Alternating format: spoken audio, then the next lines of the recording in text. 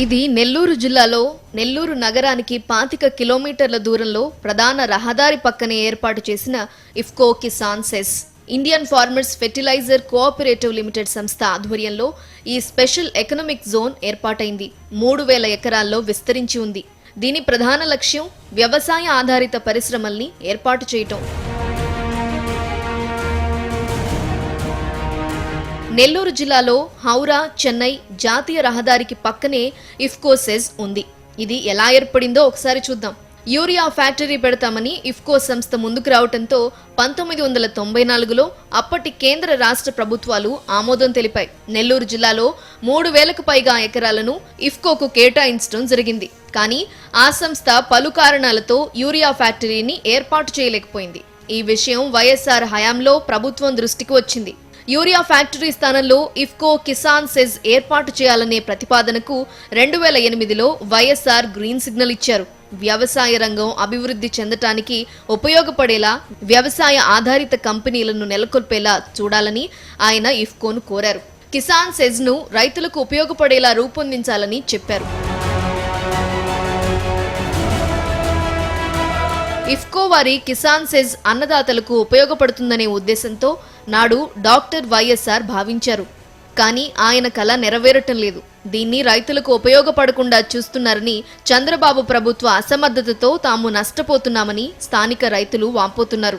తమ జీవితాలు అగమ్య గోచరంగా తయారయ్యాయని వారు ఆవేదన చెందుతున్నారు. జిల్లాని అభివృద్ధి అవద్ది, మీరు మూలిండి ఎరువుల ఫ్యాక్టరీ పెట్టి జిల్లా రైతుకి అందరికీ న్యాయం చేస్తాం, నిరుద్యోగులకు అందరికీ ఉద్యోగాలు ఇస్తాం, మీకు ఇంటికి ఒక ఉద్యోగం ఇస్తాం, మీ ఊరిని దత్తత తీసుకుంటాం, మీ గ్రామానికి రోడ్లు వేస్తాం, ఒక మంచి స్కూల్ కడతాం, 10th వరకు మంచి బడి పెడతాం, మరి ఒక వాటర్ ప్లాంట్ పెడతాం, హాస్పిటల్ పెడతాం, ఎన్నెన్నో చెప్పి చంద్రబాబు నాయుడు గవర్నమెంటు ఈరోజు అసలు శంకుస్థాపనకు వచ్చి రైతులు ఏమైపోయారా అనేది కూడా ఆయన పట్టించుకోకుండా, స్థానికుడైన ఎమ్మెల్యేని కూడా పిలవకుండా అంత నీక్షమైన చరిత్ర కలిగిన టీడీపీ ప్రభుత్వం.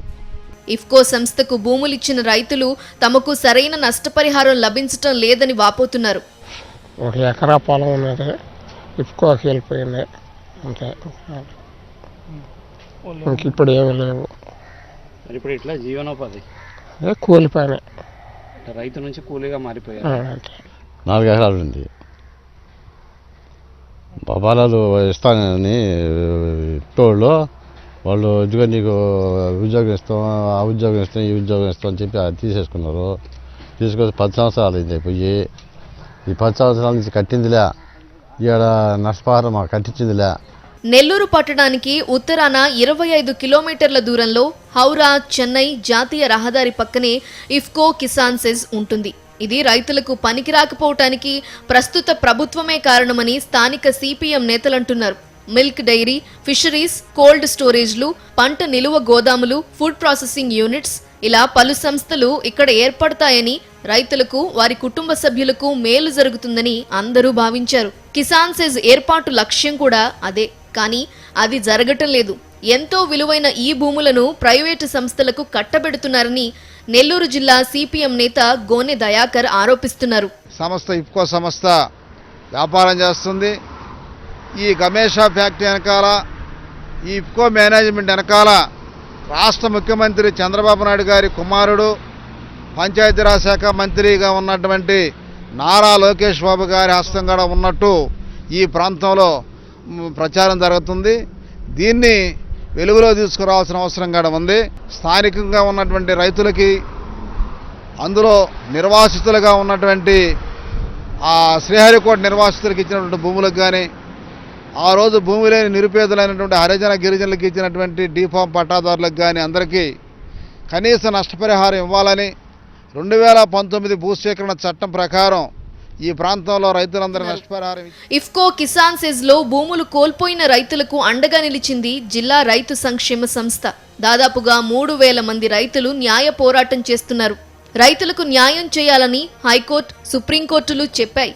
అయినా చంద్రబాబు ప్రభుత్వం రైతుల పక్షాన నిలబడకపోవటం దురదృష్టకరమని రైతు సంక్షేమ సంస్థ నేతలు అంటున్నారు. కామెంట్ చేసింది హైకోర్టులో ఉన్నట్టు బెంచ్ వారు ఏంటంటే, ఈ మధ్య కాలంలో ఇండియాలో ఇటువంటి భూకుంభకోణం ఎక్కడా జరగలేదు. ఇన్ని వేల కోట్ల భూకుంభకోణంలో వీళ్ళు పాత్రదారులు, సూత్రధారులు వీళ్ళ మీద కఠినమైన నిర్ణయాలు తీసుకొని వీళ్ళని ఈ విధంగా ఏదైనా కూడా చర్యలు తీసుకుంటామని చెప్పి హైకోర్టు చెప్పడం జరిగింది. కానీ ఈ మధ్యనే మొన్న హైకోర్టు హైదరాబాద్ నుంచి నీకు అమరావతికి షిఫ్ట్ చేసిన తర్వాత అవి లేట్ అవుతున్నాయి. ఆల్రెడీ ఇంటీరియర్ ఆర్డర్ 2017 జనవరి 3 ఇచ్చిన ఇంటీరియర్ ఆర్డర్తో పాటు మధ్యంతర ఉత్తర్వులు ఒక 3 ఇంటీరియర్ ఆర్డర్స్ కూడా ఇచ్చున్నాయి. కాబట్టి ఖచ్చితంగా 3000 మంది రైతులకు సంబంధించిన విషయం ఇది. కిసాన్ సెజ్ విషయంలో ప్రభుత్వ వైఖరి చాలా ఘోరంగా ఉందని రాచర్లపాడు గ్రామస్తులు అంటున్నారు. అసలు మా గోడు ప్రభుత్వానికి ఎందుకు పట్టడం లేదని వారు ప్రశ్నిస్తున్నారు. నెల్లూరు జిల్లాలోని రాచర్లపాడు గ్రామం దగ్గర ఉన్నాము. ఈ గ్రామస్తులు చాలా ఎకరాల్లో చూసుకున్నట్టయితే ఇక్కడ ఇఫ్కో సెజ్కు ఆ భూములన్నీ కూడా ఇచ్చి అయినా కూడా వీరికి ఎలాంటి న్యాయం జరగలేదని చెప్తున్నారు ఇక్కడ ఉన్న రైతులు. అంతేకాకుండా ఈ గ్రామానికి వచ్చినప్పుడు ఇక్కడున్న మహిళలందరూ కూడా మన సాక్షి టీంతో వాళ్ళ బాధలు పంచుకోవడానికి ముందుకొచ్చారు. ఇప్పుడు మనం వారిని అడిగి తెలుసుకుందాము. అమ్మ, నీ పేరేంటి, మీకు ఎంత భూమి ఇచ్చారు, వాళ్ళు ఇచ్చిన హామీలు ఏంటి, అప్పుడు ప్రభుత్వము మీ పరిస్థితి ఏంటి ఇప్పుడు? రాచర్లపాడు సుజాత. మాది 2 ఎకరాలు భూమి పోయింది. మాకు ఆ రోజు 22 సంవత్సరాలు అయింది మా భూమి పోయి. ఆ రోజు మాకు ఇఫ్కో ఫ్యాక్టరీ ఎరువుల కంపెనీ వేస్తాము, మీకు ఎవరెవరికి ఒక్కొక్క ఇంటికి ఉద్యోగం ఇస్తాము, మీరు చేయలేని వాళ్ళకి చేయలేనట్టు పనులు ఉంటాయి, మీకు దగ్గ పనులు ఇస్తాము, మీకు ఇస్తామని ఆ రోజు మాకు ఆ భూమి ఎకరాకి 40,000 లెక్కన 12,000 లెక్కన ఇచ్చి మా భూములు తీసుకున్నారు. తీసుకొని 20 సంవత్సరాలు అయిపోయింది. ఇప్పుడు గత ఒక 5-6 సంవత్సరాల నుంచి గమ్యాషా ఫ్యాక్టరీ అని చెప్పి ఆ ఫ్యాక్టరీ వేసుకొని వాళ్ళు ఏందో వాళ్ళ పనులు వాళ్ళు జరుగుతున్నాయి. మమ్మల్ని ఎవరు పట్టించుకోలేదు. ఎక్కడి నుంచో వచ్చి ఉద్యోగాలు చేసుకుంటున్నారు, కానీ మా ఊళ్ళో ఎవరికి ఉద్యోగాలు లేవు. అర్థమవుతుందా? ఇక్కడికి ముఖ్యమంత్రి వచ్చి మమ్మల్ని కూడా రానియకుండా చేశాడు లోపలికి. అర్థమైందా?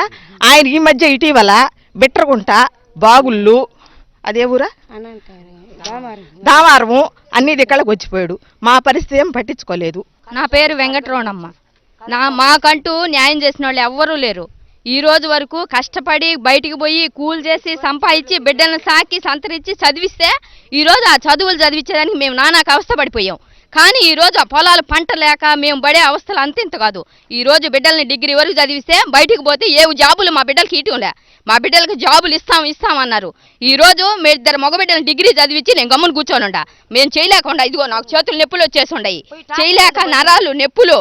అలాంటిది ఈ నొప్పులు అన్ని భరిస్తా కూడా ఈరోజు నా బిడ్డలిద్దరిని ప్రైవేట్ పరంగా ఒక చిన్న దాంట్లో ఒక నెల జీతానికి 5,000 రూపాయలకి పెట్టి ఈరోజు దాదాపు 1 సంవత్సరం రోజుల నుంచి దాదాపు ఈరోజు సంవత్సరం నుంచి బిడ్డలు తెస్తే చేసుకొని వస్తే మేము తింటున్నాం. ఈరోజు మా ఆయనకి కాలు పాగలేదు, కాలు నొప్పులు వచ్చేస్తుండయి. ఈ కాలు ఒక నొప్పి, నాకు చేతులు నొప్పులు. పిల్లలు చూస్తే ఆ 5,000 జీతంతో ఈరోజు తెస్తే ఇంట్లో సంసారాన్ని గడుపుతున్నాం. నా పేరు లచ్చమ్మ. నా భర్త చనిపోయాడు. నా ఒక బిడ్డ ఉన్నాడు, ఒక బిడ్డ చనిపోయాడు. ఒక బిడ్డ చూస్తే పెంటలోడు. నేను నా కాళ్ళు చేతులు బాగలేవు. నాకు నా పరిస్థితి చూసుకోండి మీరు. మీదంతా ఎన్ని ఎకరాలు పోయిందమ్మా? మాది 2.5 ఎకరాల దాకా ఉంది. ధర్నా చేసి కూర్చుంటాం. మాకేదో ఒకటి పరిష్కరిస్తే మేము పోము కదా. మా పొలమో మాకు కొంత డబ్బు మాకు చెల్లిచ్చేస్తే మేము పోము. ఫ్యాక్టరీలోకి ఎందుకు పోతాం? మాకు నష్టపరిహారం కట్టించేసి వాళ్ళ పనులు వాళ్ళు చేయాలా. మేమందరం పోయి ధర్నా మటుకు ఖచ్చితంగా చేస్తాం. ఈ రేపు ఇవన్నీ సహాయాలు చేస్తున్నాడు, కానీ మాకున్ని పొలం ఏడాడా పారంపోకు పొలం అంతా బాగు చేసుకోమని పండించుకోండి రైతులు అని చెప్తున్నారు, కానీ మా పండే పొలం తీసుకొని మమ్మల్ని ఎందుకు అన్యాయం చేయడం? చేసుకోవడానికి కూలి లేక నానాక అవస్థ పడతా. బయట ఊరికి పోతే వస్తామా లేదో ఇంటికి అనేది ఇండియా లెవెల్ అది అంతా తెలుసు. ఈ ఫ్యాక్టరీ కట్టిన సంగతి గణేష్ ఫ్యాక్టరీ కట్టింది ఇండియా లెవెల్ అంతా తెలుసు. కానీ ఆయన ఇక్కడికి వచ్చి మమ్మల్ని ఏమి పట్టించుకోకుండా పోయి ఈ పథకాలు ఆ పథకాలు ఈ పథకాలు అని నటిస్తున్నాడు. ఇదంతా ముఖ్యమంత్రికి తెలియదు ఏదీ లేదు. గ్రామస్తుల ఆవేదన ఇప్పుడు విన్నాము. అంతేకాదు ఇక్కడితో ఆగదు. వారికి పోరాటం చేసి వాళ్ళకి రావాల్సిన హక్కులు ఏమైనా ఉంటున్నాయో, వారికి రావాల్సిన రాయితీలు అవన్నీ కూడా మేలులు ఏవైతే వారికి హామీ ఇచ్చిందో ప్రభుత్వం, అవి వచ్చే వరకు మేము ఊరుకునేది లేదని వారు చెప్తున్నారు. వీడియో జర్నలిస్ట్ రంగనాయకులతో కరస్పాండెంట్ జోయల్, సాక్షి టీవీ, నెల్లూరు జిల్లా.